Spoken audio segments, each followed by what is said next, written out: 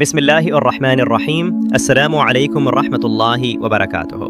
प्यारे भाइयों और बहनों, दुनिया की दौड़ भाग में हम अक्सर अल्लाह की याद से गाफिल हो जाते हैं, लेकिन जो दिल अल्लाह और उसके रसूल सल्लल्लाहु अलैहि वसल्लम की मोहब्बत में जलते हैं, उनके तजुर्बात ऐसे होते हैं कि सुनकर ईमान ताज़ा हो जाता है।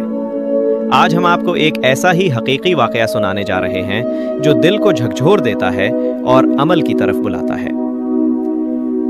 एक बार हाजी इमदादुल्लाह मुहाजिर मक्की रहमतुल्लाह अलैह के पास एक आदमी आया।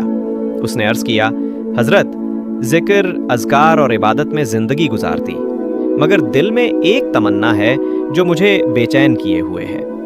वो तमन्ना ये है कि जैसे हज़रत इमाम अहमद बिन हम्बल रहमतुल्लाह अलैह को 100 बार अल्लाह ताला का दीदार नसीब हुआ, वैसे ही मुझे भी अपने खालिक का दीदार नसीब हो जाए। हाजी साहब ने फरमाया, आज तू इशा की नमाज पढ़कर सो जा।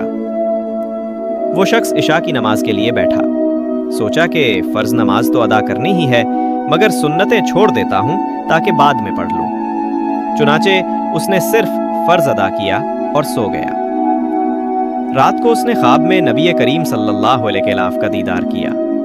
रसूलुल्लाह सल्लल्लाहु अलैहि वसल्लम ने फरमाया, तूने फर्ज तो पढ़ लिया, मगर सुन्नतें क्यों ना अदा की?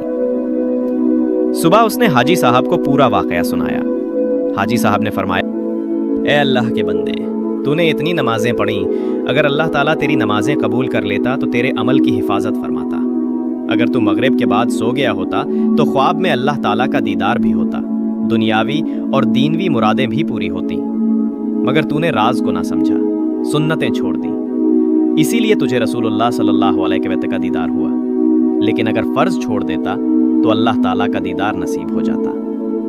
भाइयों और बहनों, इस वाक़े से हमें एक बड़ा सबक मिलता है। सबक ये है, फ़र्ज और सुन्नत दोनों अहम हैं। फ़र्ज छोड़ना गुनाह है और सुन्नत छोड़ना बरकत और रहमत से महरूम कर देता है। सोचिए, अगर हम अपनी ज़िंदगी में सिर्फ फ़र्ज पर इक्तिफ़ा करें और सुन्नतें छोड़ दें तो हम कितनी रहमतों से वंचित रह जाएंगे।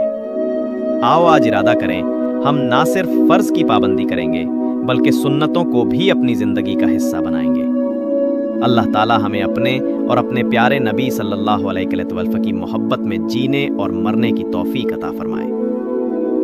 आप सुन रहे थे ईमान ताज़ा कर लो सिर्फ सुनकर। अगर ये बात आपके दिल को लगी तो इस नेक पैगाम को दूसरों तक ज़रूर पहुँचाएँ। जज़ाकुल्लाहु खैर।